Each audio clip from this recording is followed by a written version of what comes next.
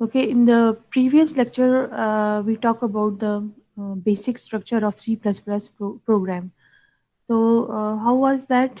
What was that structure? First, we have to include the statements which are called, Hash include a string. yes, preprocessor directives. We have to include the preprocessor directives. Yes, Hash include then a string, second. IO stream. a string using name std But Yes, using, integer main. and int yes, main. second, we have the main function. Then third, we have to include the C++ statements in our program, right? This is our second lecture, and we will talk about the data types and operators. So data types and operators are important if you are going to do some uh, calculations. If you want to write a program related to the mathematical expressions, you have to know what are the operators there are, uh, so that you can use them in your expressions, mathematical expression. And moreover, you also have to uh, uh, uh, you must have knowledge about the data types. So, what are the data types that are available that you can use in your program? Today's agenda is about variables. What are the variables and why these are so important? Then, how you are going to declare these variables? Then, how you are going to initialize them? We will talk about the C++ object types. These are the data types. Then, stream extraction and assignment operator. Then we will talk about the arithmetics, and then arithmetic operators available that we can use in our program. Um, we will talk about operator precedence, and then increment and decrement operators specifically, and then we have a brief introduction of logical operators. So, is there any foreigner in your class? Yes, ma'am. One. Yes, ma'am. Okay. Okay, I will also upload Urdu version of this lecture, as I take the lecture in Urdu with section B. They told me that they can understand in Urdu more easily. Thank you, ma'am. So I will upload it if Yes, thank you, anyone ma'am. want Thank to you. understand the lecture in Urdu. Okay. So variables and assignments. Variables are like small blackboards. What is the purpose of blackboard? In the on the blackboard, we can write a number on them, anything on the blackboard, right? We can change the number, we can erase the number on the blackboard. So variables are like small blackboard. In C++, variables are the names for memory location. So in terms of computer architecture, the only component we have the memory on which we can write. So variables are the names for the memory locations where we can write a number. We can change the value stored there. We erase, right? We can do modification in those numbers, right? So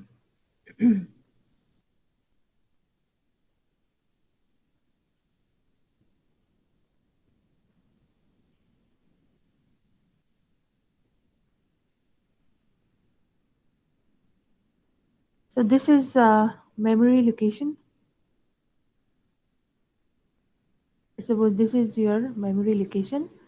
This memory location is when we name this memory location. Let's suppose we name it with variable a. So this is actually variable which is pointing to some memory location, right? We are naming this memory location with some name, and this name is called variable. And in this variable, as this is identifying, this variable is identifying some memory location.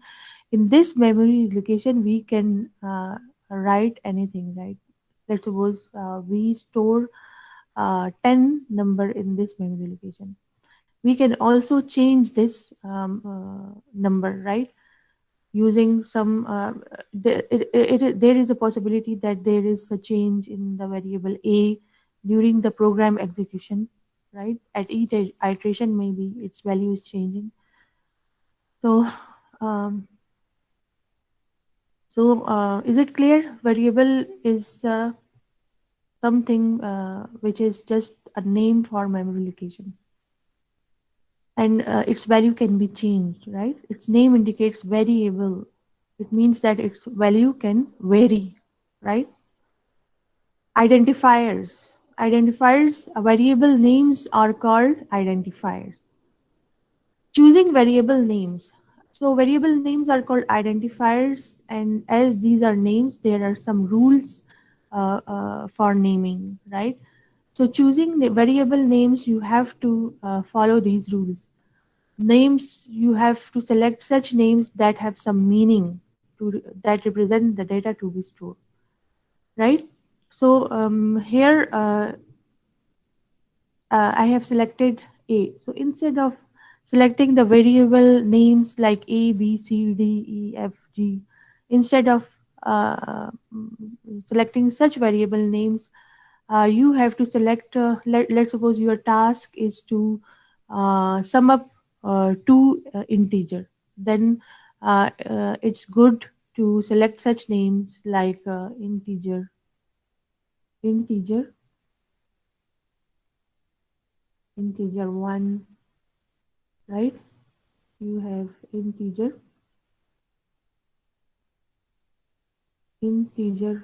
2, and then as you have to store the sum, then uh, for the sum you must select such variable name which shows its meaning. So integer 1 is showing that you have to store the value in this variable integer 1 for the first number, and then integer 2 has some meaning that you have to store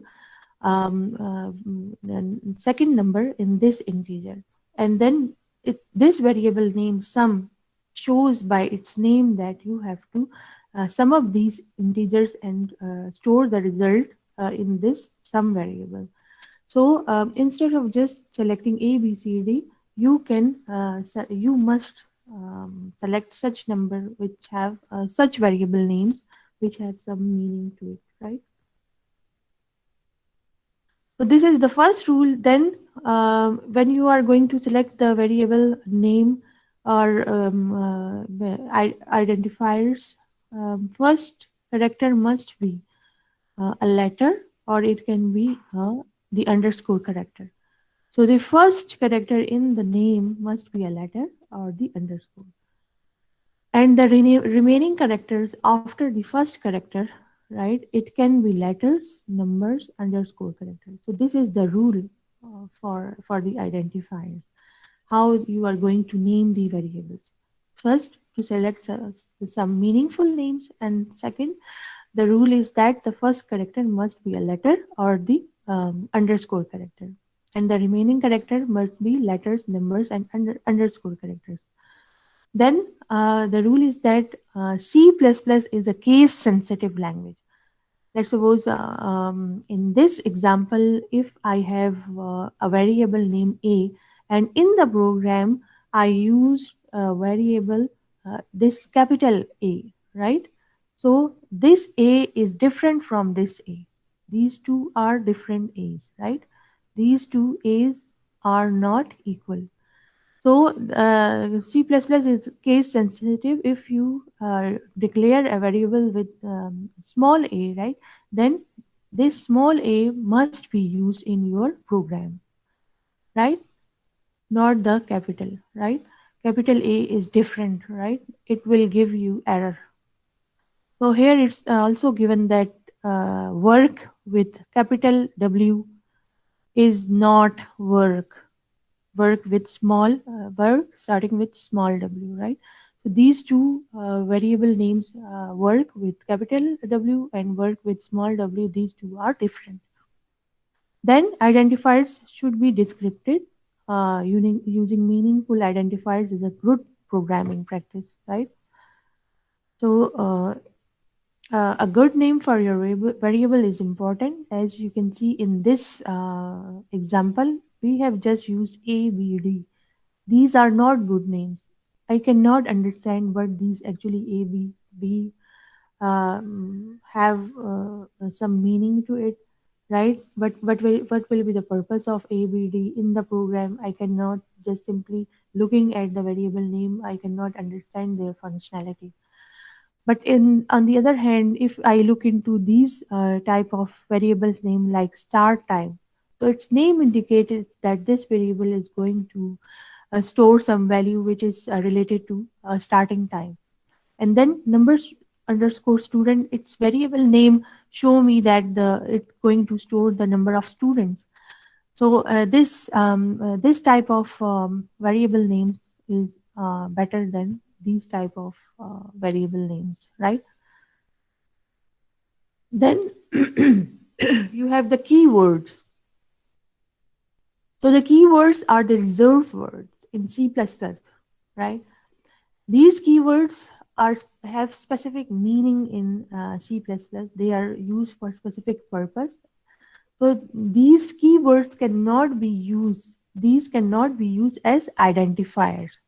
When you are going to select a variable name, you cannot select such variable names that are already in are selected by the C++ language as keywords. These are standard keywords. These are reserved words by the C++ language. You cannot select these keywords as your identifiers, right? So this is the list of keywords, C++ keywords. Like you have the int, float, long, for, character, double, if, else, void, signed, and sorry, unsigned. Um, so these are different keywords. You cannot select your variable name within this list of keywords. You have to select identifiers other than these keywords. If are you if are using these, you might get error, right? You cannot write like int. You cannot specify int int. Your variable must be other than int. You can specify int number of students, the number of students, the variable name. You can select such variable names, which is not in this list. So we just talk about the variables, and then we talk about how you are going to name these variables, which are also called identifiers. There are certain rules for naming variables. Then, what is the good programming practice for variable names? And then we talk about keywords. You cannot select such variable name Excuse me. this list. Ji, Ma'am, what does it mean that you said these are not identifiers? you cannot for keywords Yes, for ma'am, that that on the screens. And the last one, it cannot be used as a identifier. okay keywords. These have specific meaning in C++, right? Look at this the list of this keywords like int. This is the specific C++ keyword. It has specific meaning in C++. Like it can only be used to show that the data type is of integer type. So if like let's suppose um, here is an example. Like here it's showing that int ab. So instead of writing a, let's suppose you write here int. You write, you specify that this is a variable name. So int is already being used by C++ program to denote a specific data type, which is integer data type. So this keyword cannot be used as a variable name, right? You cannot Yes. use int, which is one of the keyword, as your variable name, right? مطلب جہاں پر اے be لکھا ہے وہاں پر ہم int نہیں لکھ سکتے. مطلب کوئی بھی کی ورڈ اس میں یہ جو آپ کے پاس پورا ٹیبل بنا ہوا ہے اس میں جتنے بھی کی ورڈس ہیں اس میں سے کوئی بھی وائل لیٹ سپوز وائل اگر ہم لے لیں while have specific meaning in C++. So you cannot write while as your variable name. It will be syntax error. It will give you an error because while have certain meaning. It's used in loops in C++. It will you will see it used in loops, right? So is it clear? Yes ma'am, Yes, thank you. ma'am. Yeah. Yes, ma'am. Okay. Now, variable is a memory address where data can be stored and changed. So, how you are going to declare a variable in your program? So, before using a variable in your program, you have to declare that variable. So, declare a variable means specifying both its name and its data type, right? Let's suppose we are going to use this variable a in our program. Let's suppose our program is that we have to do this. We have to do this expression. We have this expression c equals to a plus b. Let's suppose we have this expression that we implemented in C++ program. So before writing this C++ program, we have to declare the variables used in this expression. So what are those variables? We have the variable A and B and C. So all these three variables must be declared before using this. So we have to write here int A. Let's suppose this is declaration for integer a. For variable a, we are specifying this type of this type is called variable declaration where we specify its name and also its data type. So this variable will be of type integer. Similarly, we can specify that we have variable b. We will also declare this variable, right? Int b and then int c.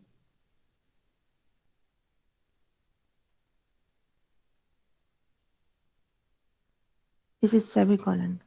So you will declare int a, int b, and int c. And instead of writing these separately, you can also write like this int Single int लिखा है उसके बाद ABC g. with commas. कुछ कह रहे हैं? No, ma'am. Okay. So declaration tells the compiler to allocate enough memory to hold a value of this data type and to associate the identifier with this location. So what does a variable declaration do? It tells the compiler to allocate memory so that it can hold a value for this data and associate identifier with this location. So this is an example of variable declaration where you have to specify the data type. Here the data type is integer, and for this we have the data type character, and for this variable we have the data type float. And the variable names age of dog, middle initial, and text rate, right? So when and then it's must be end with semicolon. So this type of declaration it tells the compiler to allocate for each variable it's allocating corresponding memory locations, right? So these are the memory location for integer, for specific data type. Let's suppose for integer it's going to reserve 4 bytes for this variable, and for character it's going to reserve or allocate 1 byte for this variable, and for this float it's going to allocate 4 bytes, right? So when you declare it, memory is allocated for each of the variables. So you have to declare the variables before use. Examples is we have already done. So integer is an abbreviation for integer. Int is an abbreviation for integer, and we can store the numbers like this: 3102, 3211, like this, right? So and the next we have the double.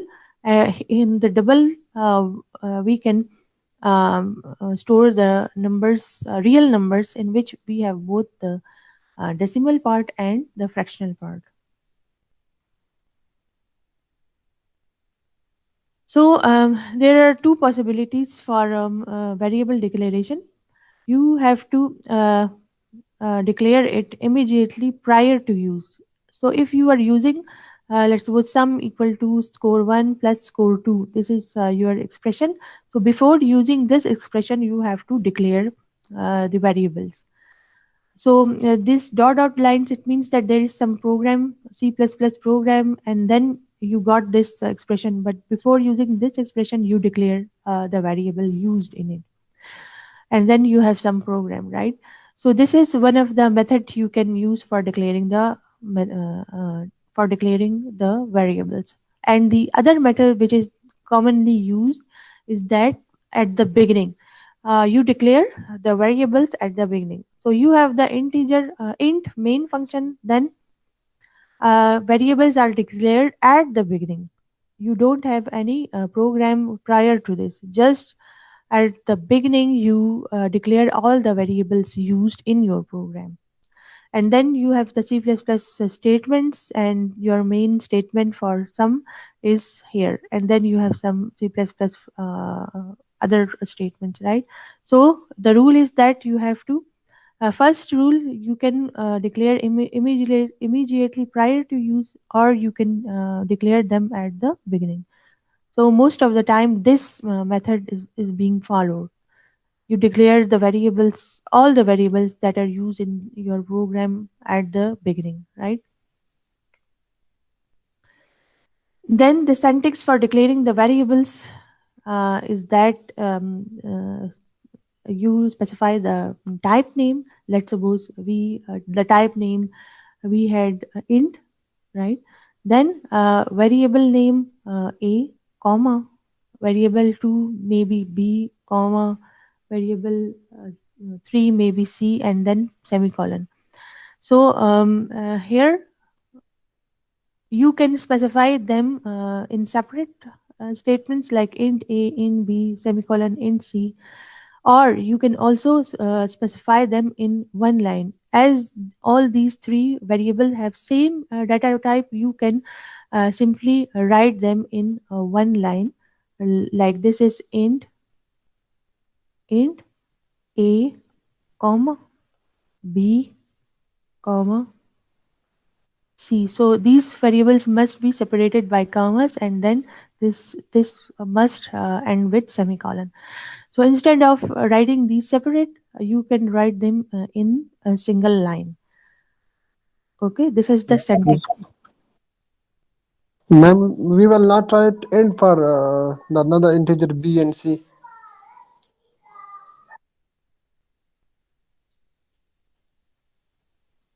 Not question क्या है आपका? Not right? Madam, आपने तो direct B C लिख दिया और जी कह रहे जी थे कि सबके लिए आपने वो स्पेसिफिक लिखना है ना, तो इंट आप मतलब ए के लिए फिर उसके बाद बी और सी के लिए इंट नहीं लिखना चाहिए अलग अलग? हाँ, मैं आपको यही बता रही हूँ that you can write int a semicolon. This is first statement, right? And you can write for each variable separately int b semicolon, int c semicolon. This is right. So alternative method, which is easy, as all these variables are sharing the same data type. So this is the syntax, this is the rule, that you can just write int, and then all the variable list that have same data types that belong to integer data type, you can just write their list, right? So it's showing that this is the data type, then all the variables Here variable a, b, c all have integer data type, so we can write them in a list form separated by comma. So a comma b comma c and then end it with a semicolon. It means that a, b, c all have this integer data type. So this is the syntax, right? It's ٹھیک ہے also okay. This is the. It's also shown on the slide that this is declaration syntax. Type name, variable name, comma, variable two, comma, and if you have other variables, you just write separated by commas and then end with semicolon. So this is also some other examples, like you are specifying the data type double, then you have a variable name average, comma, m underscore score, comma, total underscore score. Okay? This is all these three variables have same data type, which is double. Then you have other examples too, right? Assignment statements. Assignment statement changes the value of a variable. So if you are going to assign some value to a variable, you can use this equal sign.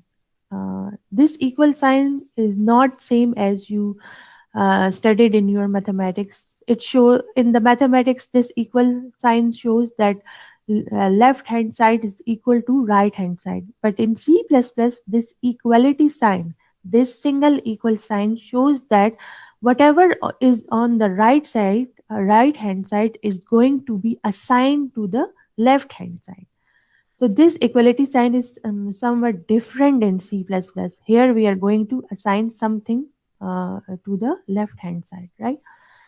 So total weight is here the total weight is set to the sum one weight plus number of bars, right? So we are going to assign the sum of these two variables to the total weight. It must be end with semicolon, and the single variable to be changed is always on the left assignment operator. So whatever is on the left side, this variable, this single variable is going to change its value. On the right of on this side, on the right of this assignment operator, you can have constants. You can have any constants. You can have other variables that you are going to assign. You can have expressions that you are going to assign to the left hand side of the assignment operator.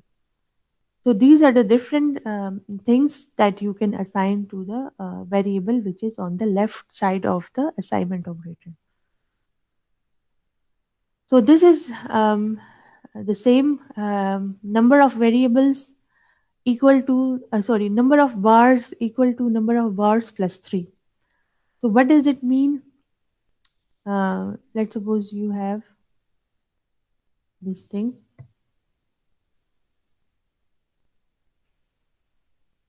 You have this memory, right? And here you call this as number of bars. Let's suppose I just write here n underscore bar. And initially n underscore bars contain the value 10. So when I write, when I have the expression n underscore bars equal to n underscore bars plus 3, this is by C++ statement, right? So what this statement is going to do, n underscore bars. So it will go to the this variable n underscore bars. What does it contains? It contains the value of 10. So 10 plus 3, it becomes 13.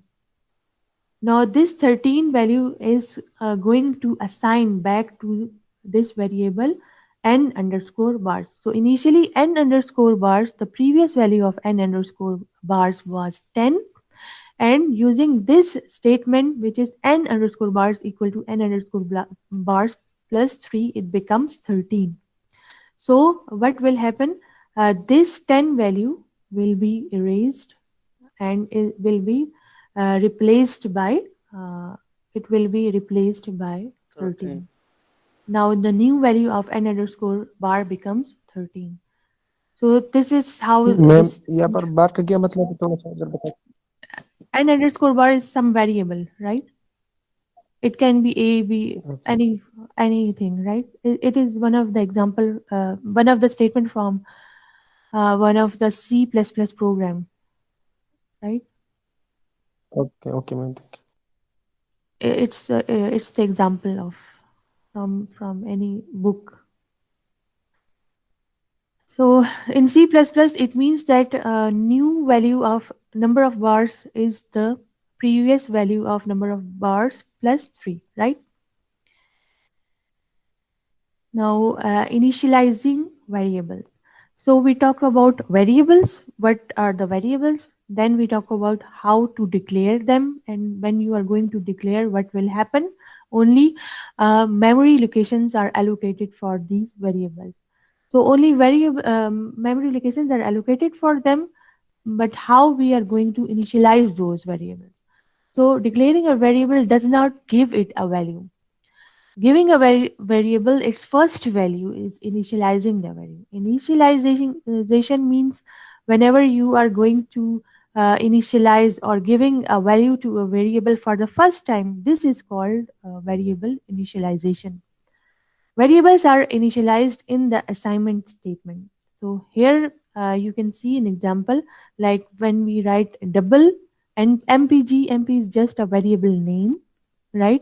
And then semicolon. This statement is called a declaration, variable declaration. Here we declare the variable. Memory is allocated for this variable, but there is no value right now. How we can give a value to this variable? Just simply write the name of this variable mpg equal to, using this assignment operator, we can assign a value to this variable. Here we give value 26.3. So we are assigning a value to this variable for the first time. So it's called as variable initialization, right? Declaration and initialization can be combined together. So in this, here you can see that here there are two statements in which first we declare, then initialize. We can also combine these two in one statement.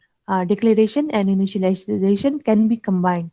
So double mpg and then initialized it at the time of declaration. We declare it and then we also initialize it. Mpg, double mpg equal to 26.3, right? So this is the initialization at the declaration time, right? And just skip this method too, right? Most of the time this method is used, right? Now C++ object types. There are three types of object types or data types. These are the built-in or the fundamental data types that is available in C++ language. We have integer data types, we have floating point data type, we also have a character data type, right?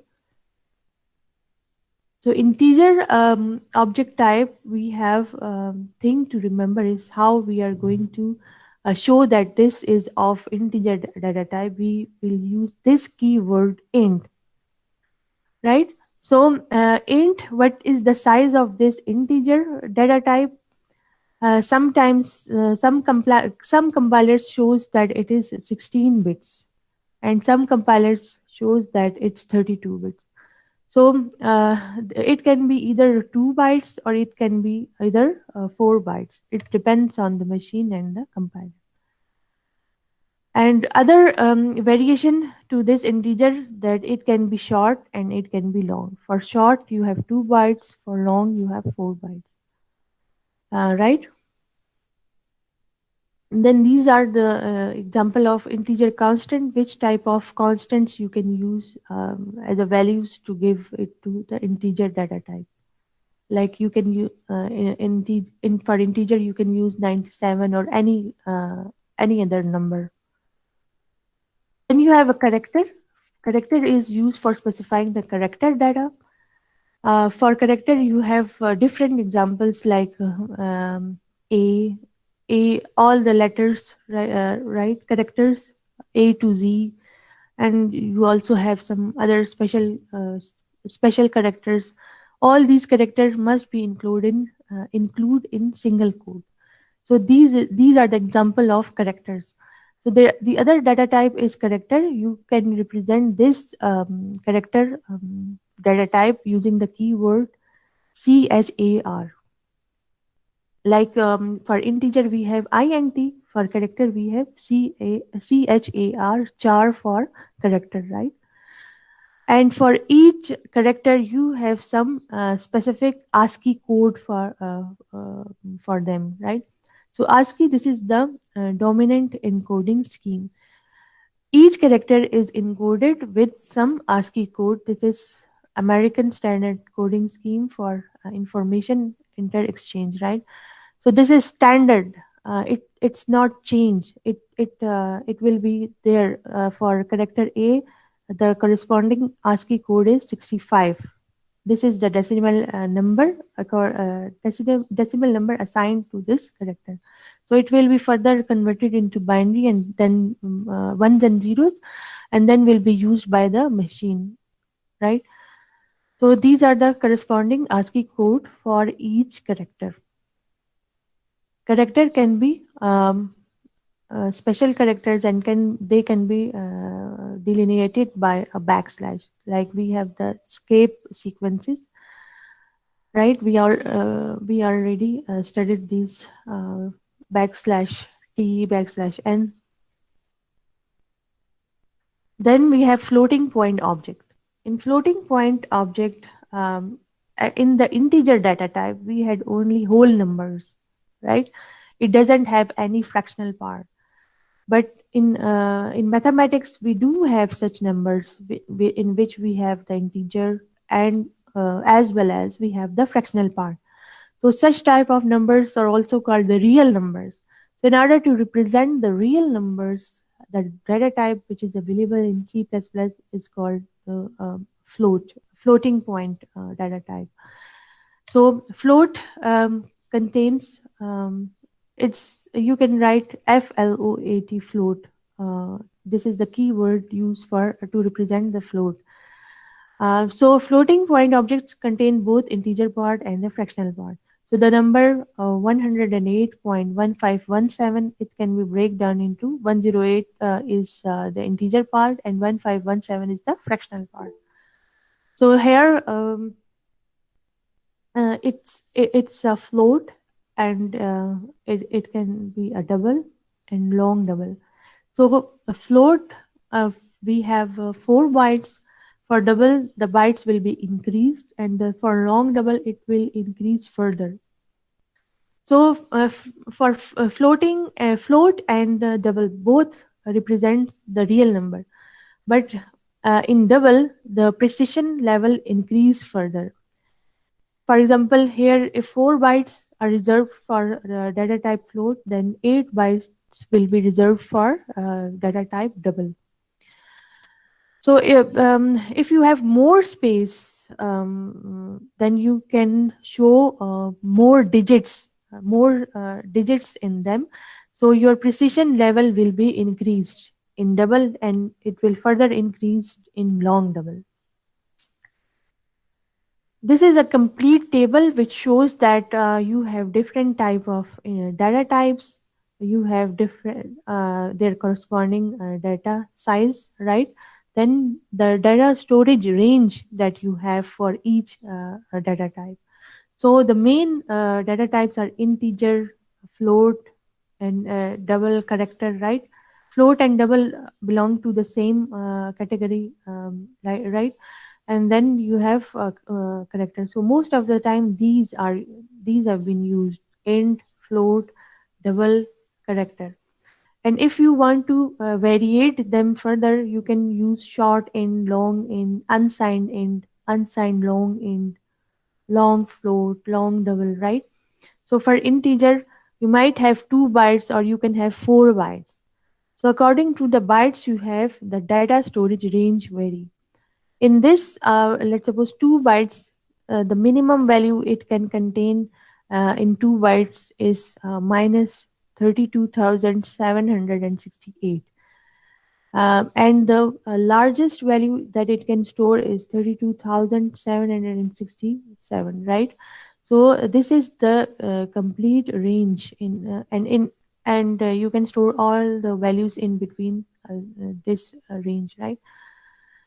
And then if we talk about unsigned int, it means that this is another form of integer where we don't want to use signed values. We just want unsigned without any sign, means negative values will not be in its range. So unsigned int, it's 2 bytes, and then its data storage range is from 0 to 65,535. So you are the negative values has been excluded from this range. Then you have a float. This is some a data type in which you can store the real numbers.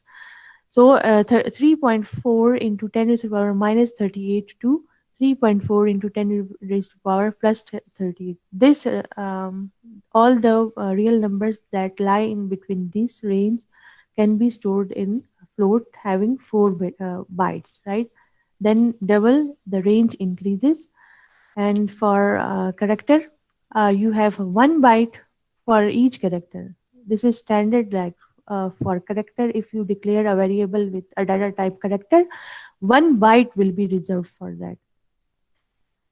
So this was all about the data type.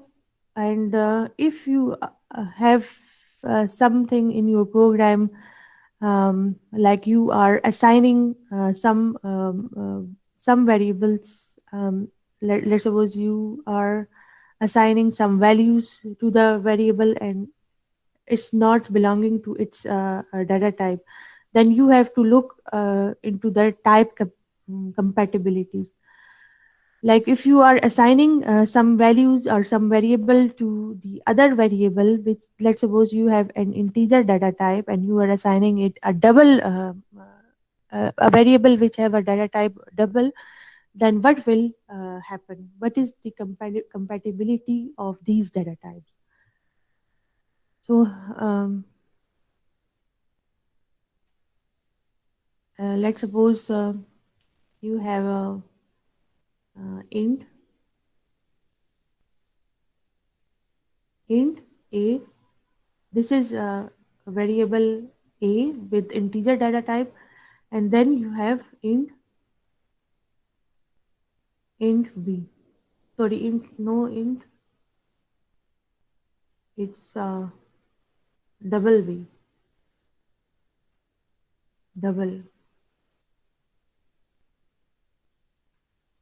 Double b, right? So if you have integer a and you have a variable b with data type double, right? So if you initialize b with 2.5, let's suppose, if the b have the value 2.5, right? And now you are assigning a equals to b. So b is double variable, is it has a value 2.5, and now you are going to assign this value, this variable b, to the variable a. Now this variable b is belonging to double data type, and this variable a is belonging to the data type integer. So actually what you are going to do, you are going to assign 2.5 value to this variable a. But this variable is integer. It doesn't have the capacity to store the fractional part. So what will happen? What will be stored in variable a? As this is integer data type and you are assigning it a double data type value, it will just truncate this fractional part, and what is going to store in a, it will give you the result If you print the value stored in A, it will print only 2 value, and it will ignore this fractional part. On the other hand, um, you have the other example. Let's suppose if you have the same int a double b, right, and you initialize a. A is an integer, and here a equals to, let's suppose we have 7 value in this. We initialize a with 7 value, right? The same thing, the same declaration will come here at the beginning, and then we are initializing int a with 7 value, and in the next statement we are going to assign this a to the variable b. So here b is a double data type variable. Now what will be the result when you print it? What will be stored in b? This is integer, and this is a double variable data type. So it will print you 7.0. As the format we have for the double data type is that it have both integer part and the fractional part. So it this integer part will go into this area, and then you have point, and as it doesn't have any fractional part, as this is integer, so it will just implicitly write this 7.0. It will promote this integer to double implicitly, right?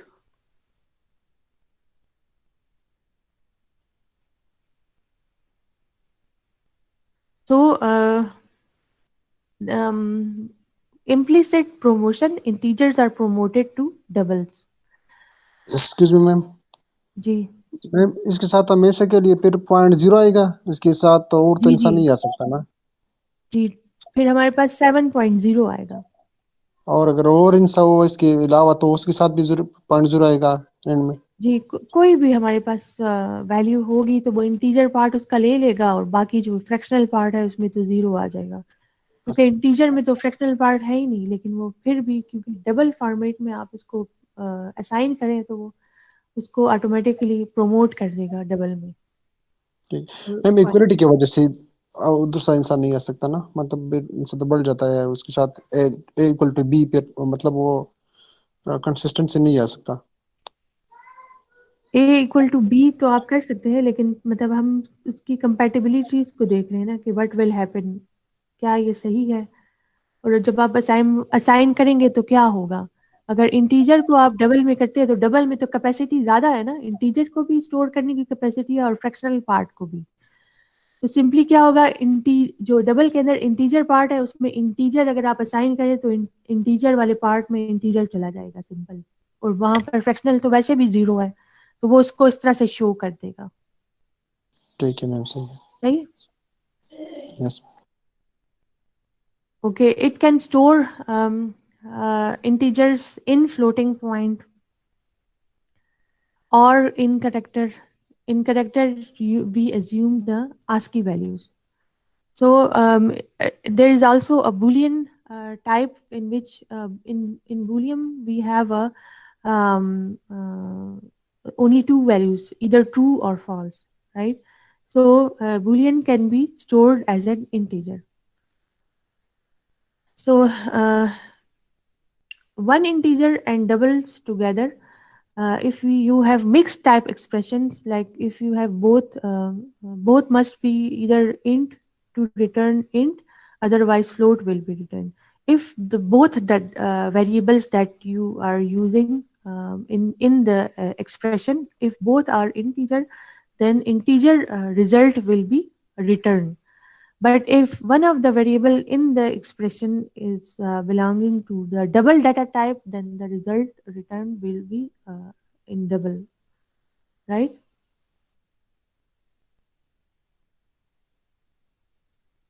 So this type of conversion, one is the implicit conversion, right?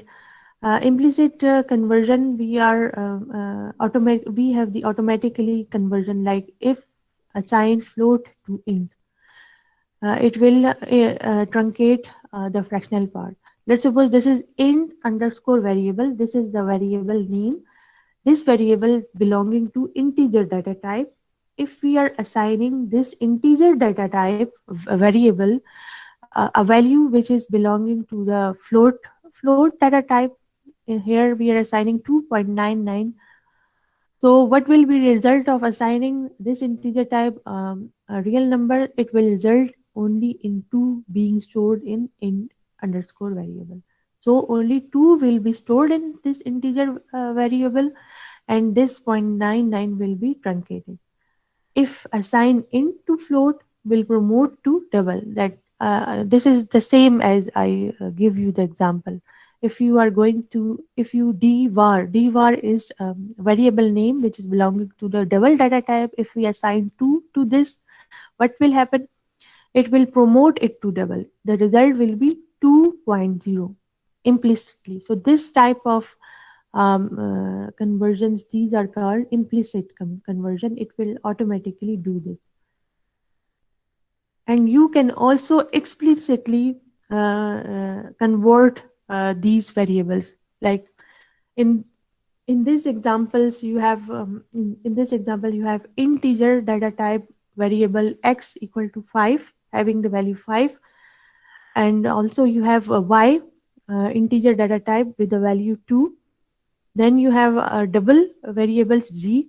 Here what you are going to do is you are simply expression is that z equal to x by y, but you are explicitly converting one of the data type into the other data type.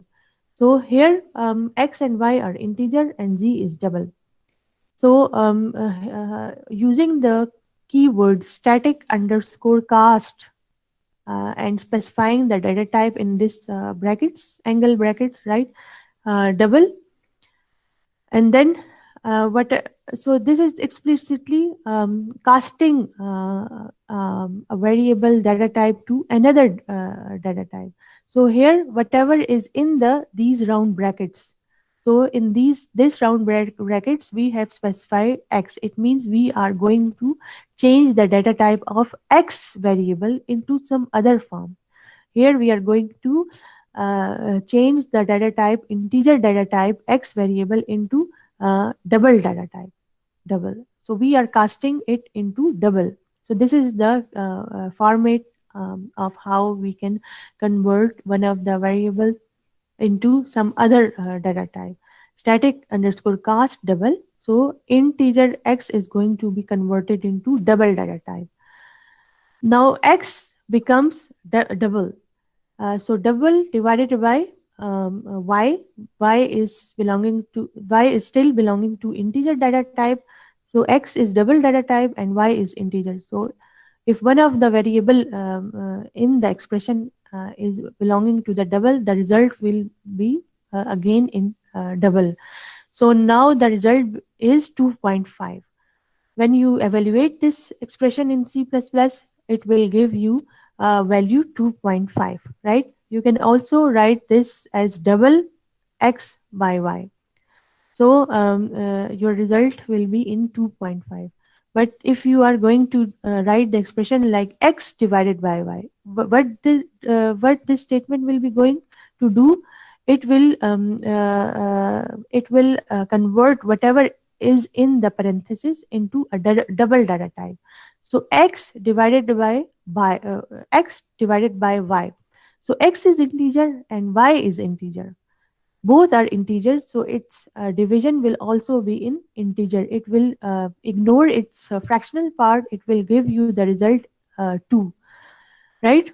So it's actually 5 divided by 2. So the result will be here. The result will be 2, and now this 2 is going to be converted into double.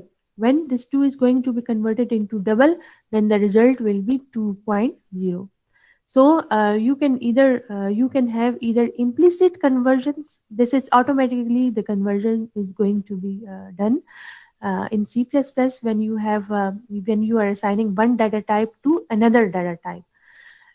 You can specifically, explicitly convert one of the data type to another data type and use it in your program using these statements, right? Now come toward the stream extraction and assignment operator. So in the previous lecture, we talked about which operator stream. Stream, in the previous lecture, we had stream insertion operator for cout, right? We had cout for stream insertion, right? Here in this slide, it's written that okay, and in that case, that was less than sign, right? Double less than sign for stream insertion operator. Here, the opposite of that is stream extraction operator. So this is used in cin. Stream insertion operator was used with cout, and for with cin we will use stream extraction operator, which is greater than sign. And here it will wait for the user to enter to input a value, and this value will be stored in this variable right of the operator. So when the user type a value and then he press enter, the corresponding value will be sent, corresponding data will be sent to the computer. So this is an example in which we have int my variable. Here the variable name is my variable and its corresponding data type is integer. This is just a declaration. So there are two types of things we can do. Either we can initialize this variable using assignment operator that we done in the previous slides. The other thing we can do, we can prompt the user to enter the value for this variable, my variable, right? So simply you have this thing like if you declare it int a, this is the declaration. This only allocate memory for variable a, and then you have to give a value to this variable. So you just simply write a equal to, using assignment operator, you assign some value to this variable a. So this is one of the method. The second method is that this is hard coded. It is written within the program, but the second method using stream extraction operator, when you run the program at the runtime, it asks the user to enter the value for this variable. So he will enter the value at that time. So here in the second, you write int a using cout.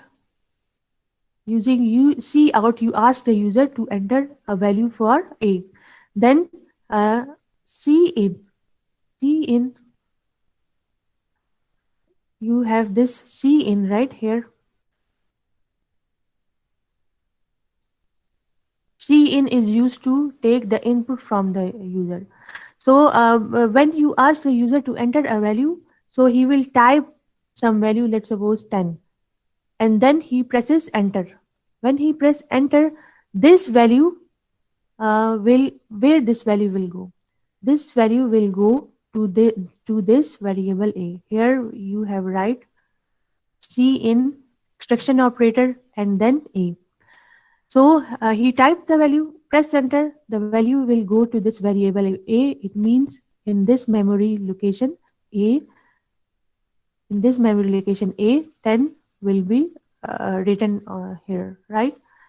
So there are two methods. This is just a hard code. You write this in once in the program and you just run it. The value that is already present in this variable will be used in further expression. But this method using stream extraction operator, you prompt the user to enter value for a variable a. Then of course he will type some value and then he will press enter. When he press enter, the value will be go to this variable a. whatever the variable is here, this value will go in this variable. Here the variable is a. So 10 will be assigned to the variable a here. So stream extraction operator is used to, it waits for the user to input a value, and that value will be stored to this variable. And you can also do it with assignment operator, right? So you also see that in using assignment operator, it's just a hard code you once write in your program and just run it. And using stream extraction operator, whenever you run this program, user can enter different value to the same variable. So it's depending on the user that which value he will enter. So when you run 10 times, you can enter 10 different values for this variable. So this is a simple program in which you are going to add two numbers. So this is the same hash include IOStream, then you have to write using namespace std, then you have a main function, and within main function you have the main statements, a main program where you are going to add two numbers. So first of all, it means that you need two numbers to add them. So it means two variables must be there. So that one variable will store the value for one integer, and the second variable will store the value for the other integer, and then you have to add them. The result will go to some another variable. So you need a third variable to store their result. Here you have to declare these variable. All these are belonging to the same data type int. Int, integer 1, integer 2, and sum. This is the variable declaration. And then you want values for these variables, right? Integer. So you prompt the user to enter first integer. Cout, using cout, you prompt the user to enter first integer. So he will first type some value, and then he presses enter. Whatever the value he entered will go into this integer 1 variable. Why? Because here we use cin statement and stream extraction operator, and the value will go in this integer 1. The first value will go in this variable integer 1. Then this statement will be executed. After this, the third statement is that he will again prompt the user to enter second integer. This will be shown, this will be printed to the screen. So when the user see this message, enter second integer, he will type another number and then presses enter. When he press enter, the value that he typed will go into this variable, which is integer 2, right? So integer 1. So you have two variables, integer 1 and integer 2, and now these both variables contain some values. Now the main statement which is going to add up these variables or these numbers is sum equals to integer 1 plus integer 2. So whatever the value these two variables contain, these will be added together using this plus sign, which is one of the arithmetic operator, and the sum will be assigned to this variable sum. Now the result is contained in the variable sum. So here in the mathematics you have some functions like y equal to 2x plus 1, let's suppose. Then it means that y is the result, and this is the expression, right? So y is the dependent variable and x is independent variable. So here in this you have same like integer 1 and integer 2 are just like the independent. You have to enter the values for these two, integer 1 and integer 2, and the sum is depending on these integers. So you have the expression that you will write plus sign in between them. This will be added together and the result will be stored in this sum variable. Right now you calculated the sum. Now you want to show sum to the user. You entered integer 1 and integer 2. Now the sum is, you have to show the result. So this statement is important. Look at this. This is C out. You are printing that sum is, this is the syntax to print some text. It's already known to you, right? Then you have again insertion operator, cascading insertion operator, and you write the variable name that contain the result of these two integers, right? So and this sum variable contain the result. So it, if I want to print the value of this sum variable, I will just write the name of the variable without using any quotes. If I again write double quotes here, what will happen? Anyone? What will happen? If, for example, I write sum is, it's already in double quotes, and if I again, let's suppose, write double quote here in sum, what will happen? What will be print to the screen? Ma'am no effect No effect. Ma'am कोई same answer आएगा ma'am, क्योंकि ihsan हमने तो आपका double लिखा हुआ है। Print क्या होगा ihsan? क्या प्रिंट होगा? मैम पहले का जो आंसर है, जो पहले डबल क्लिक से आता है ना, अब उसके बाद अगर हम दोबारा डबल क्लिक करते हैं तो वही सेम आंसर आएगा ना। मतलब वो तो जो पहले से हमने उनके लिए वो स्पेसिफिक जो क्लिक दिया है, मतलब उस पर असर तो नहीं डालेगा। मतलब आप इस सम के ऊपर डबल कोट लगाए या ना लगाए कोई फर्क नहीं पड़ता। नहीं मैम, एक दफा तो लगाना होगा ना। सम इज सम।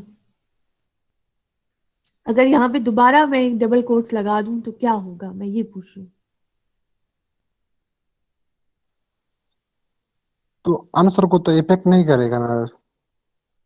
मतलब प्रिंट क्या होगा, प्रिंट क्या होगा ये पूछ रही हूँ। तो आंसर ये सम आएगा मैम, दो जो हमने डिजिट दिया हुआ उनका सम आएगा। अच्छा, और कोई क्या क्या रिजल्ट आएगा आपके आपके मुताबिक, क्या प्रिंट होगा?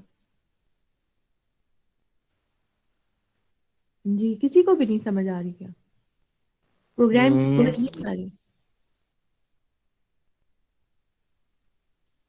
जी,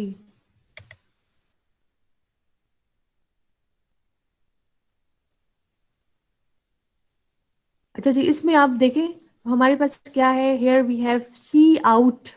Cout is used to print something on the screen.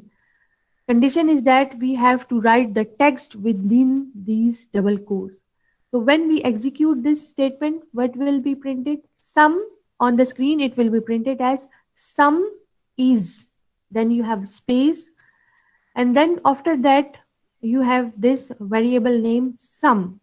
If you Yes. write the variable You name without any double quotes, if you write the variable name here, the variable name is sum. Sir ma'am ये ऊपर जो integral 1 और 2 है इनका सम print हो जाएगा।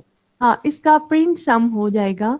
लेकिन अगर आप दोबारा से लेट्स सपोज गलती से, if you by mistake right here double quotes on the variable sum, this is a variable, if by mistake you write here double quote, what will be printed on the screen? This was my question. So the output will be sum is sum. This will be printed on the screen. Yes ma'am. Because now sum is not a variable. This small, if you write the double quote on this sum, if you write double quote on this sum, now this again become a text. This will be no more variable now. In order to consider it as a variable, you have to write the variable name without double quote so that the value it contains will be printed on the screen. If you want to print the value that a variable contains, you must write that variable within this cout statement without using double quotes. This is right? Yes, ma'am. बिल्कुल. This was my purpose to tell you. Then you have endl.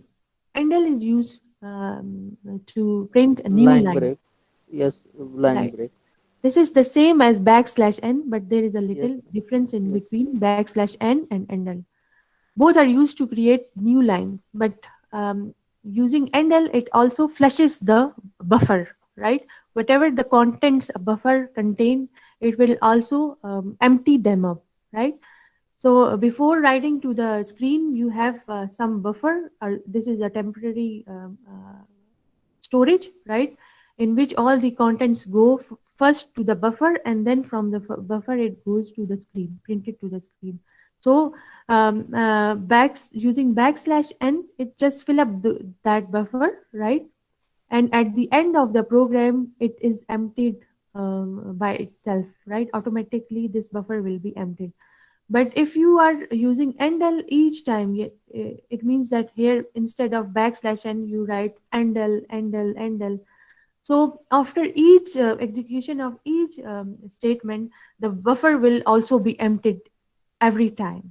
So it's right. So there is a this difference. This is a little difference between backslash and endl, but the purpose is same.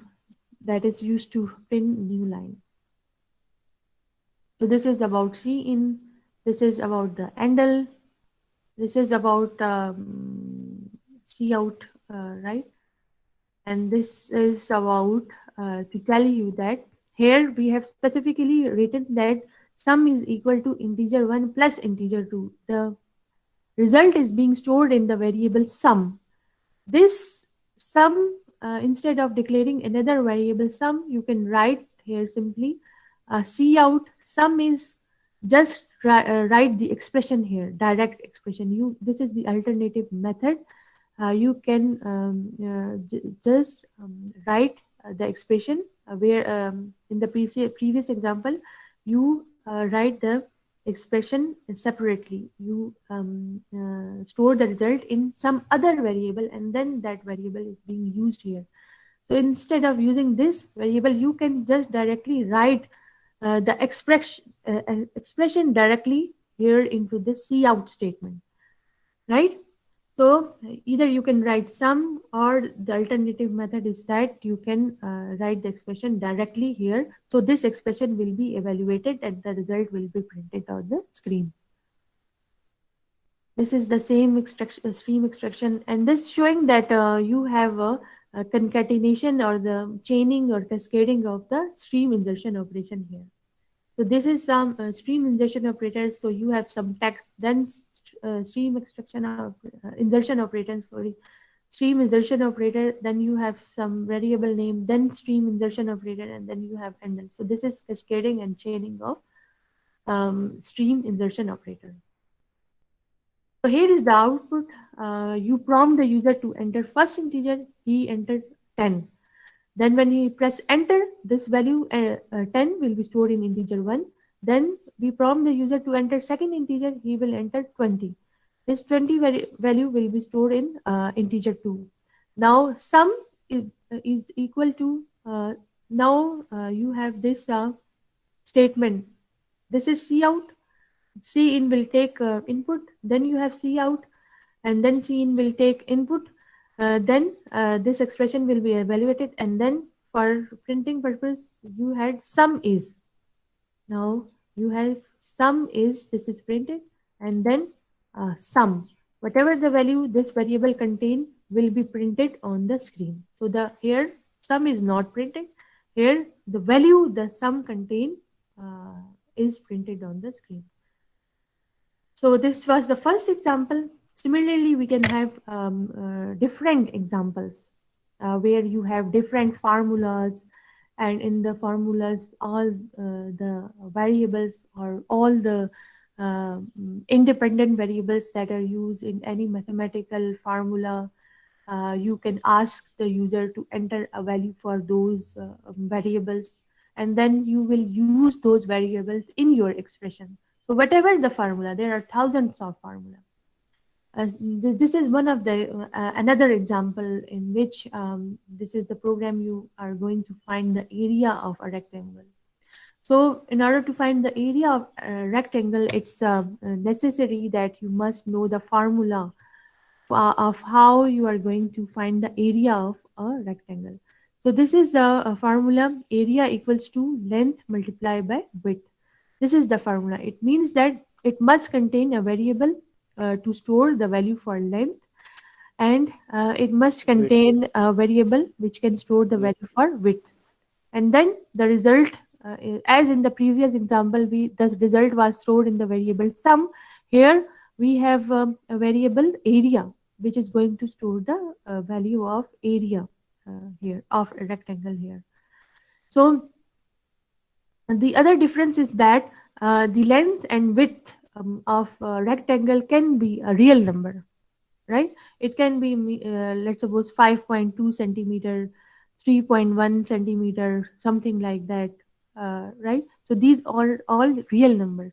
So you have to declare all these variables, and result can also be a real number. So you have to declare these variables data type float, right? And all the other things are almost the same. You prompt the user to enter the length of rectangle, so whatever the value he entered will go into this variable length.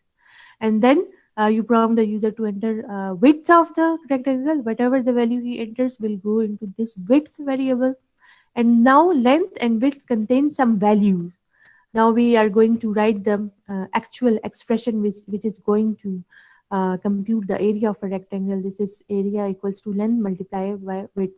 So it actually what's happening, the value that this length contains will be multiplied with the value that this width contains, right? So both values will be multiplied, the result will be stored in this area. Now we want to print the result to the screen. So here we are going to print it. So it's depend on us how in which format we want to give message to the user. That first of all, if you look in at this cout statement, here it is written \n, right? So first he entered two values, then you you write this expression \n. It means what is going to happen, two two lines. There will be two lines. Two line break becomes yes. B to this. Then you have area. Area will be printed equals to length multiplied by width, and then two line breaks.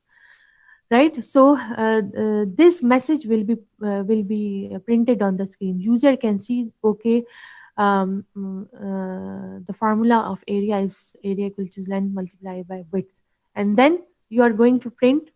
So it's all depending on you how you are going to print the result on the screen. You can do other things too. You can simply print that the area is area, right? Just like in the previous example, you print sum is sum, right? So here again in the other statement, it's written area. It will be printed as area equals to. We write here variable name. What does it mean? The value this variable contain will be printed on the screen. So area equals to its value will be printed. Then static sign will be appear as it's considered as text enclosed in double quotes. Then you have width. This is the variable name. The value, the width contained will be printed. Then equal sign, and then you have the area, right? So it's a variable, and the result is stored in this variable area. The result will be the value of this area will be printed on the screen. So we will look at the output. So it prompts the user to enter the length. He entered some value. For width, he entered some value. Then you have two line breaks. Then you have area equals to. So this is how it's going to print. First, we show the user the formula, like in this cout, area equals to length multiplied by width. So it's printed just like we write in the text. Then area equals to it, it's printed. Then we had length. This is the length variable. So this length variable is going to print its value. then you have the static sign, then you have width, so its value is printed, then you have equal sign, and then area. We had the variable area, so the value that the variable area contained is printed on the screen. This is 41.25. So is it clear? Yes, ma'am. Any problem or any No, confusion? no, ma'am. Ma'am error आते हैं जब हम खुद practice करते हैं, पता नहीं क्या वजह। वो हमारा कंपाइलर का मसला होता है एहसान भाई, हमारा कंपाइलर उसको सेट करना पड़ता है। नहीं, प्रोग्राम लिखते हैं तो एरर क्यों आता है? मैम मैम जब हम जिस तरह आपने पहली लिखा था दफा वही सेम बिल्ड नहीं होता है, वो बिल्ड एग्जैक्ट नहीं मैंने होता है कॉपी मैम। कर दिया वही, पर उसके बाद भी एरर आता है, नीचे लिखा होता है कि बस मैम वो रन नहीं होता। बिल्ड करना पड़ता है, वो नहीं होता है हमारा, इसमें ये मसला आ रहा है। कोड ब्लॉक्स आपने इंस्टॉल किया है? यस मैम, यस वही मैम। Yes ma'am. भेजा था। तो आप मतलब यही रूल्स फॉलो करें ना, हैश इंक्लूड और मतलब आईएसटी मैम इसी जिस तरह। तरह आपने लिखा था 100% मैंने वही कॉपी कर दिया, इसलिए कि ताकि पता चल जाए कि ये होता है या नहीं, लेकिन उसमें भी और एरर आ रहा था। मैम इस तरह है हमारा कि ठीक आ रहा है मैम। इसमें एक कंपाइलर इंस्टॉल मतलब सेटिंग करना पड़ता है एहसान भाई। अच्छा, अभी तक पता तो नहीं था। नहीं, बाद कंपाइलर में बता सेटिंग दूँ। क्यों करनी पड़ती है? आपके पास जो कंपाइलर है उसी पे रन होगा ना।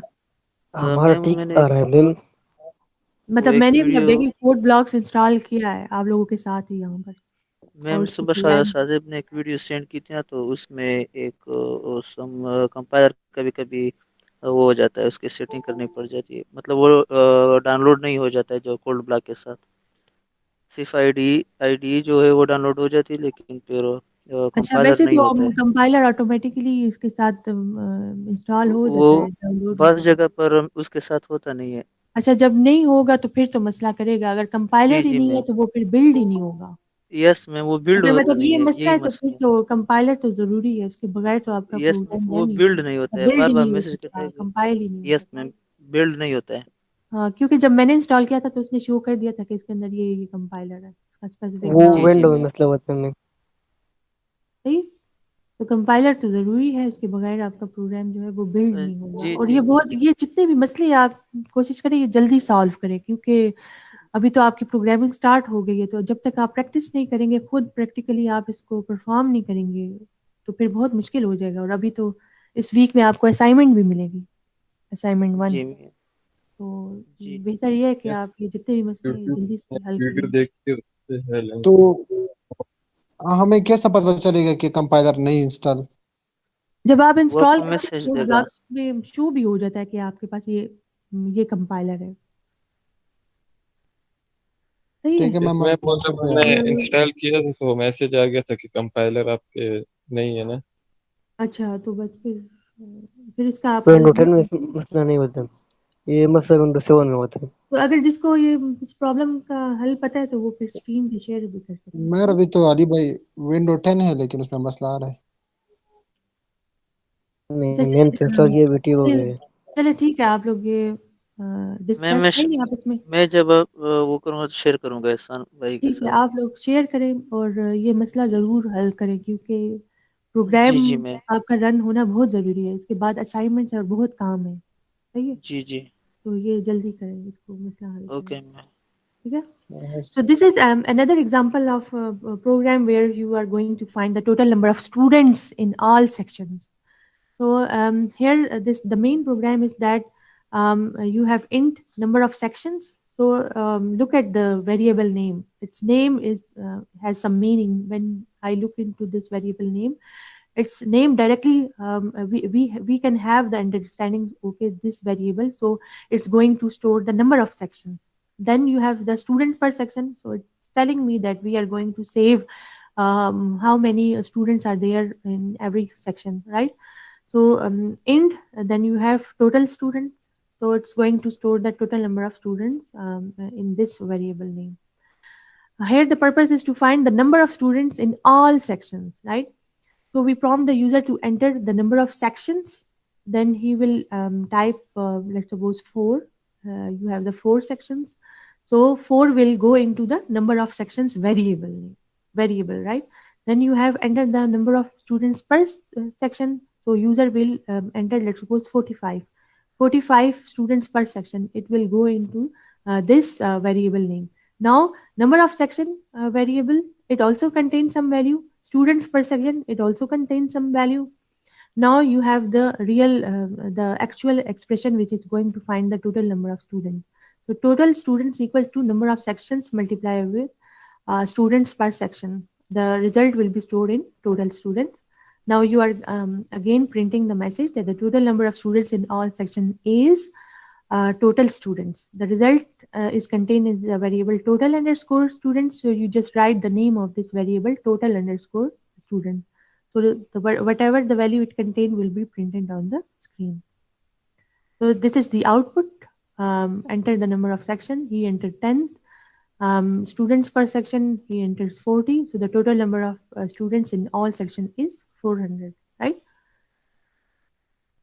Now come towards the arithmetic. So this you already know the arithmetic. You have arithmetic operators in these tables. You can do the arithmetic with these operators, right? You can do addition, subtraction, multiplication, division, and you can find the modulus. The arithmetic operator for these specific operations, for addition we have plus, for subtraction minus, then you have steric sign for multiplication, then this slash sign for division, and for modulus you have this percentage sign. For the algebraic expression, if you have f plus 7, the corresponding c plus plus expression, you can just simply write f plus 7, no problem, right? The same as the algebraic expression is. Then you have if algebraic expression p minus c, it's the same in C++. You just write p minus c. But if you have the algebraic expression like bm, so in mathematics, what bm represent, it means that b is being multiplied with m. But if you write the same in the C++, it will consider a bm as a new variable. And in C++, the compiler will give you an error that this variable is undefined, is not declared, right? So if you want to write this expression in C++, you have to specifically write that b is being multiplied with this m. And you have to write this multiplication, this steric operator, multiplication operator, steric sign in between b and m to show that these are being multiplied. Then you have the division, x divided by y. So for division, you have this slash sign. And if you are going to find the modulus, then r percentage s, right? So modulus operator returns the remainder of integer division. If you write 7 divided 7 modulus 5, the result will be 2. And if integer division truncates the remainder, it will give you, if you write 7 slash 5, it will give you 1. It will give you 1. So when you do the division, the quotient part, when you do the division, the quotient part is returned when you write the 7 slash 5. So whatever the quotient is, the result, the result you have with this expression 7 slash 5. But when you do the divisions, you also have some remainder at the end. So when you write 7 modulus 5, the remainder will be returned as a result of this using 7 percentage 5, right? So results of arithmetic operators can be used with any numeric type. Here, the operand is a number or variable used by the operator. So here the operator is plus, this plus is operator, and integer 1 and integer 2 are called the operands, right? Result of an operator depends on the types of operand. If these two are belonging to integer data type, result will be an integer value. If one or both operands are double, the result will be double. If one of the variable data type is double and the other is integer, the result will be in double. And we also look in the previous examples. We did this example that if one of the variable is belonging to double, then the result will be returned in double. So this is the integer division. I already told you that this is 12/3. The whatever the quotient is there, this will be the result of 12 divided to 12/3. And if you use 12 modulus 3, this will be whatever the remainder is here. The remainder is 0. The result of 12 modulus 3 would be 0. Here also 14 and 3 is going to be divide. Then if you want to get this quotient, just write 14/3. If you want to get this remainder, write 14 modulus 3. 14% 3, right? Now this is another example of some mathematical expressions and their corresponding C++ statements. So if you have b squared minus 4ac, then write the C++ expression b. For b square, write b static b minus, then you have 4ac, write 4 static a static c. Even with the coefficient, you cannot just directly write 4a in the c. You have to write the static sign in between this coefficient 4 and then this a. And look at this another mathematical expression. You have x, then you have a bracket, and then you have y plus z within these brackets. Even with the brackets, you have to write this static sign, because here x is going to be multiplied with this, right? And there are other examples too. Now, operator precedence is really important, because if you don't know the rule how the operator is going to evaluate it by the C++ compiler, you can get an incorrect results. So some arithmetic operator act before others. For example, multiplication is done before addition. Like in mathematics, you had some rules like multiplication and division will be evaluated first, and then in the second Yes. level you have addition, subtraction.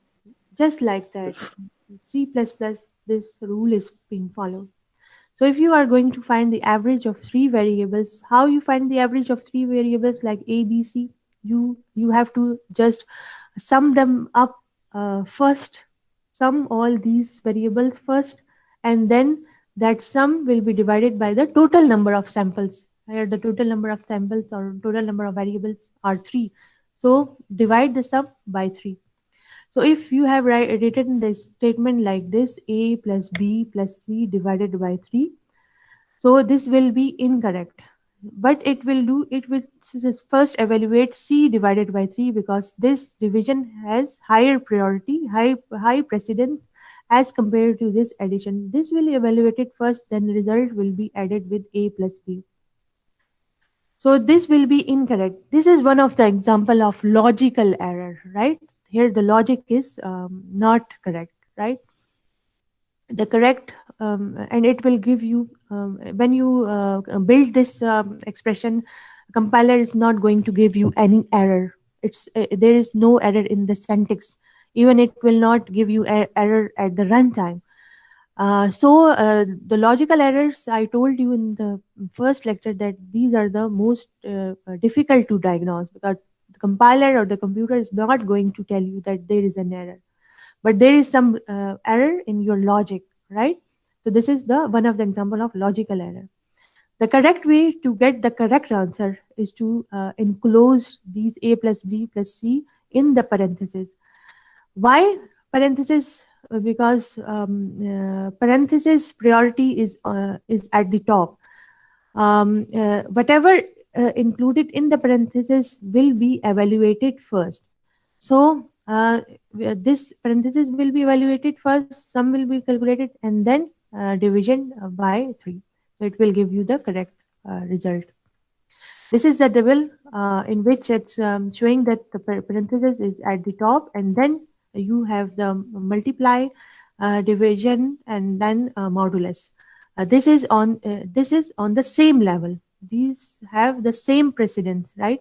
But if you have several operators in the same expression, like in the expression you have the multiplication as well as division as well as modulus. So how what will be the rule? It will be evaluated from left to right. You have to evaluate your expression going from left and moving towards the right, starting from the left and going towards the right. So in sequence wise, you will evaluate your expression, and then after that you have addition and subtraction. And similarly, if you have several plus and minus operators in your expression, here in this case you have two, you have to go from left to right. This is an example. It will clear operator precedence more easily. So if you look into this expression, which operator have high precedence here? Multiplication. Multiplication and division and modulus. All these Yes. are at the same level and have high priority as compared to addition and subtraction. But Yes. there are several. It means one, two, three, four. Four operators are there that are at the same levels. And how we are going to evaluate it? We will go. Left to right. We will start from left. So Left.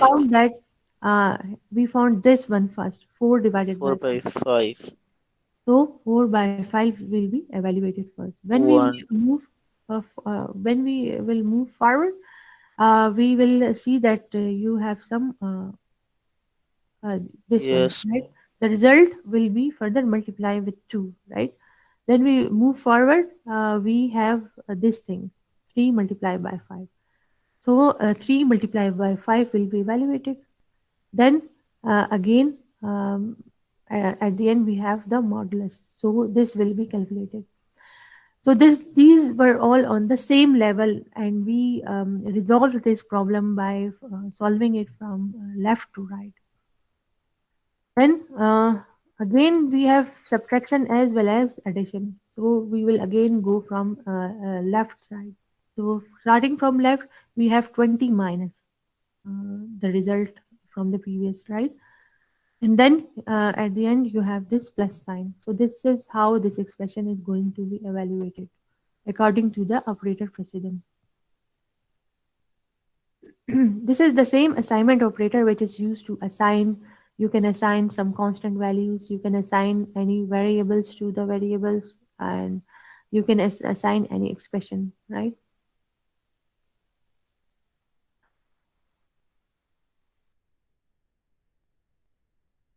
Okay, assignment expression abbreviation, right? So here you can see that this is C equals to C plus 3. This statement can be written can be written and can be written like C plus equal to 3. This statement is equivalent to C equal to C plus 3. This is the same. These both statements are equal, but this plus equal sign, this is called addition assignment. Addition assignment operator. So either you can write C equal to C plus 3, or you can write C plus equal to 3. Both have same meaning. So other examples include D minus equal 4. What does it mean? D equals to D minus 4. Then you have E multiply equal 5. You can this have equivalence, meaning E equals to E multiplied by 5, and other examples too.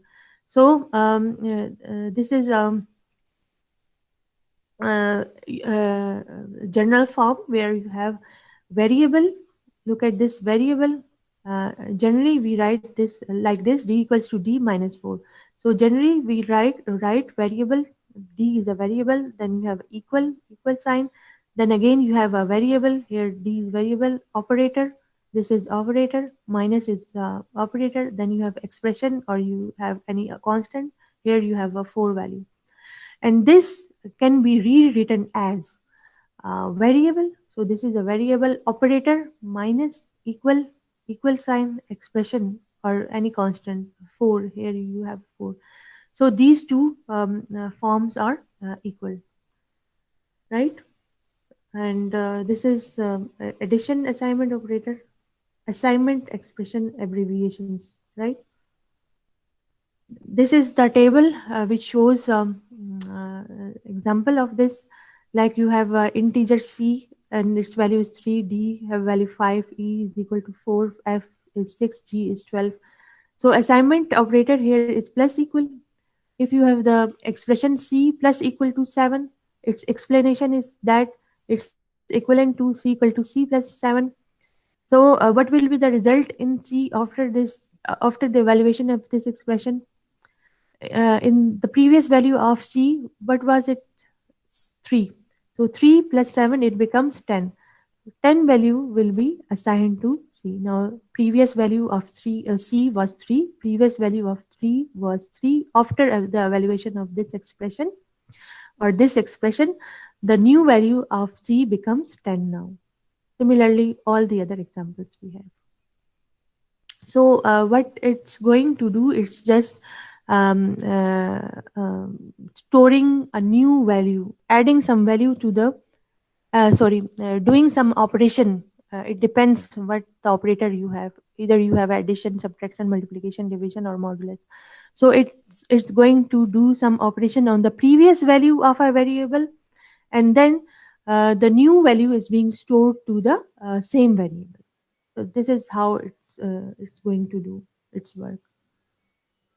Then you have another operator which is called increment and decrement operators, right? Increment and decrement operators are also called unary operators. In the previous examples, let's suppose you have x plus y. With plus, you have 2 operands, right? But here, in unary operators, they require only 1 operand. This is an example of unary operator plus plus sign. This is plus plus unary increment operator. Here is an example x plus plus. So this is an unary increment operator and it requires only 1 operand. The operand here is x. And in the previous example, we had 2 operands like x plus y. But here in this example, we have only 1 variable x, and then you have plus plus sign to show that unary increment operator. So what this x plus plus sign, x plus plus statement show, this is equivalent to x equal to x plus 1. So whenever you see the statement like x plus plus, it's going to increment the previous value of x, and the increment will be only of 1. It will add 1 to the value of a variable. There will be an increment of 1 to the previous value of a variable. It wouldn't be like it's not like adding 2 or adding 10 or adding 100. It is not like that. It's just add 1, value 1 to the previous value, right? So there are 2 versions of this unary increment operator. This is an example of post increment. And c plus plus, right? C is a variable, and if you write this after the variable, it's called post increment. And if you write it before the variable, it's called pre-increment, right? Pre-increment. So when the operator is used before the variable, it is called pre-increment. And what does it mean? Pre-increment means first increment the value. So variable is changed, variable is incremented, then the expression it is in is evaluated. So first it is incremented, as its name indicates, pre-increment. So first increment it and then use the incremented value for the evaluation of the expression. So this is how pre-increment works. Then you have post-increment. Its name indicates post-increment, and it also shows that it's after the variable. Post-increment, it means that first the expression will be evaluated, and then the variable will be incremented.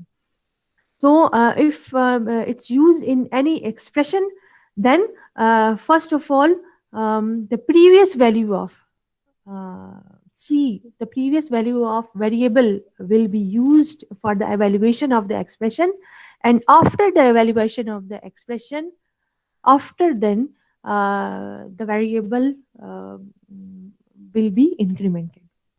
So pre-increment, first increment the variable and then use for the evaluation for expression. And in post-increment, first use the previous value of variable and then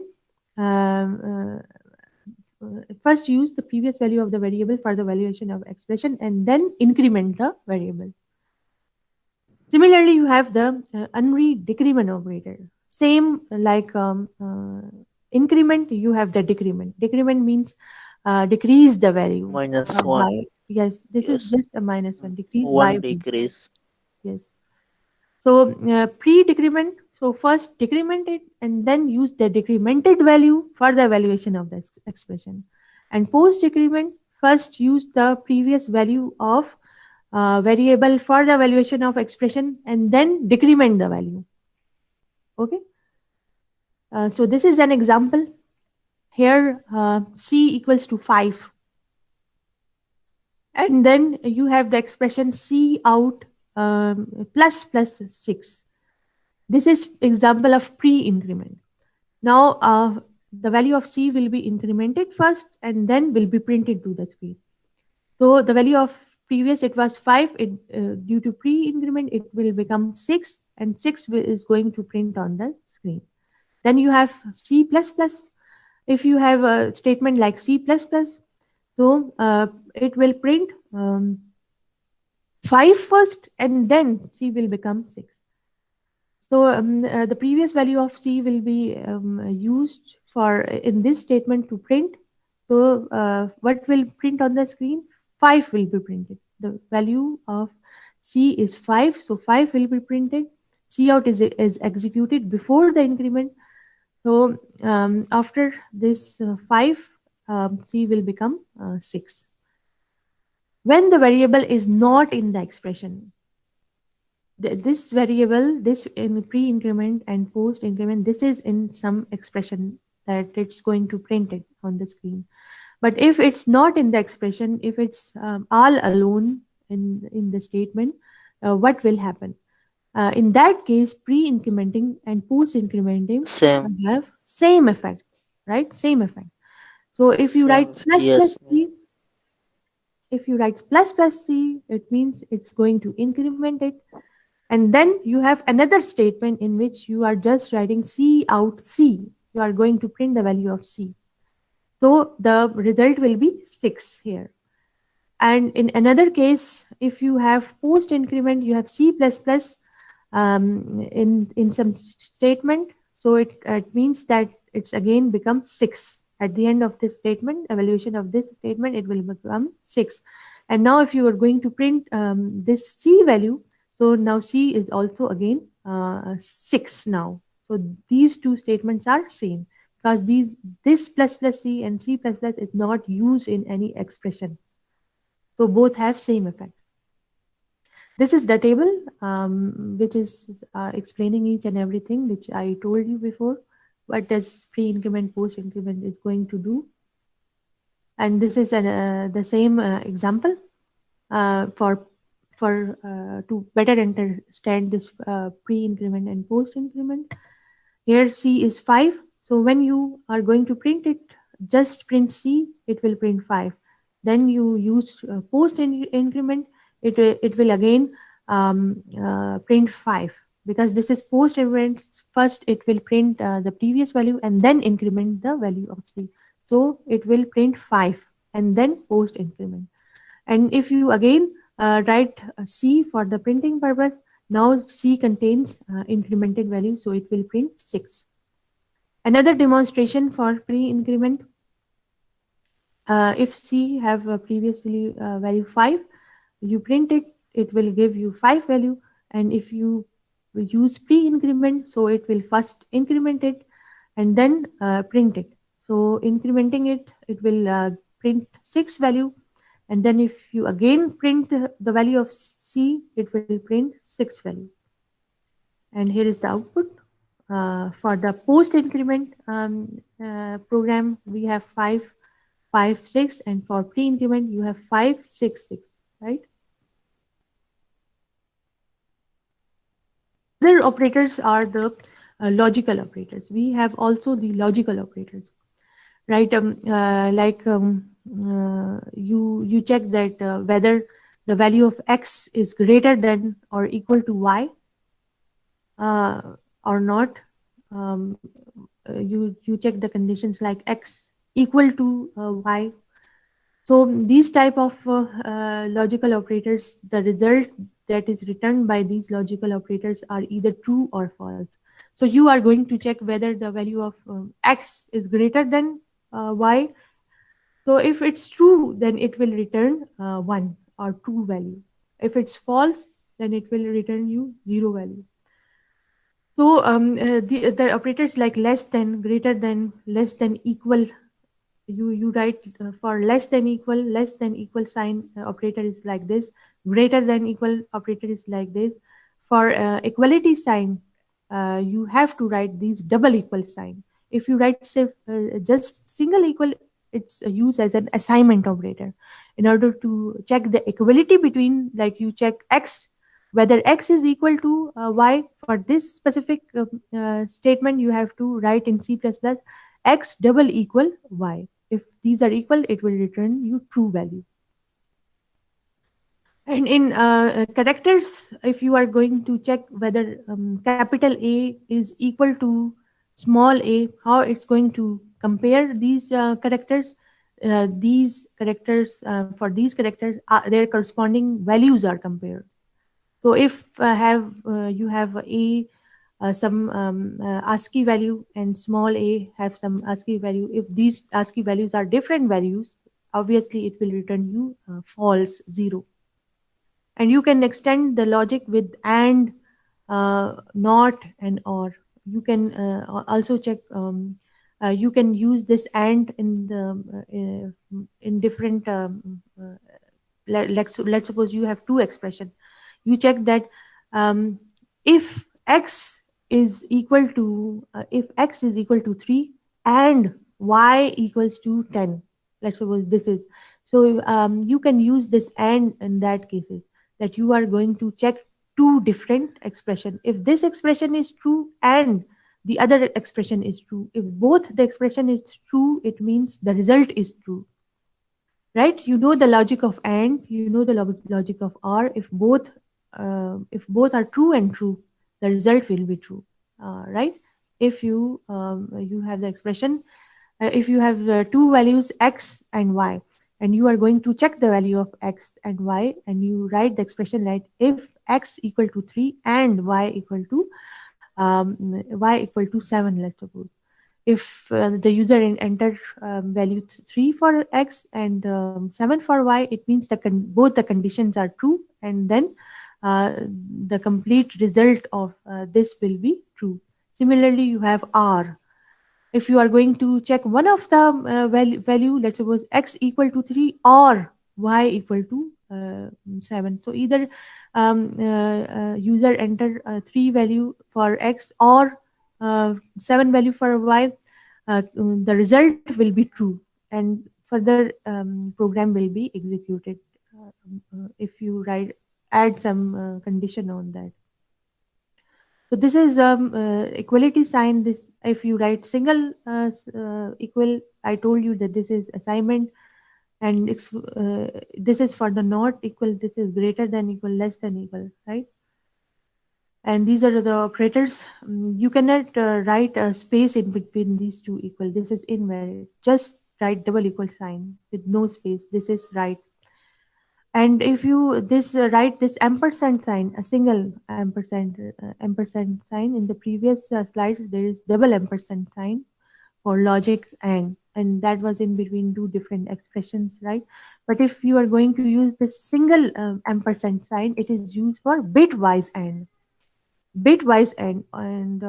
single vertical line bitwise or. So if you have the operands like 1 0 0 and 0 0 0, so and you have a single ampersand sign in between them, then bitwise ending will be done. It means that 0 is going to end with 0 and the other 0 will be going to end with 0, and the next you have 1 here, one is going to end with the last bit, most significant bit, 0. So it will again 0. The result of 100 and 000 will be 000, because it's going to do this bitwise AND, and similarly you have bitwise OR. Okay, and these are the compounds, and this is the table which is showing you the precedence of all the operators, almost, parentheses, unary operators, multiplication, division, and other logical operators, right? So this is end of the lecture, right? Any confusion? No, ma'am. अच्छा, समझ आ गई आपको? Yes, ma'am. Yes, ma'am. Practice करेंगे तो और भी आ जाएगी. जी बिल्कुल, आप परफॉर्म इसको करेंगे मैम रिवाइज फिर और करें। सही आ जाएगी. जी, तो तकरीबन इसमें आपका जो वो हमारा जो वीक मिस हो गया था, ठीक है, तो वो भी इसके अंदर कवर हो गया है, डाटा टाइप्स एंड ऑपरेटर्स, ठीक है, मतलब ये सेकंड एंड थर्ड वीक का था, तो हमने ये इसको कवर कर लिया, तो we don't have to arrange another class for this, right? फिर तो अल्लाह का शुक्र अदा करना चाहिए.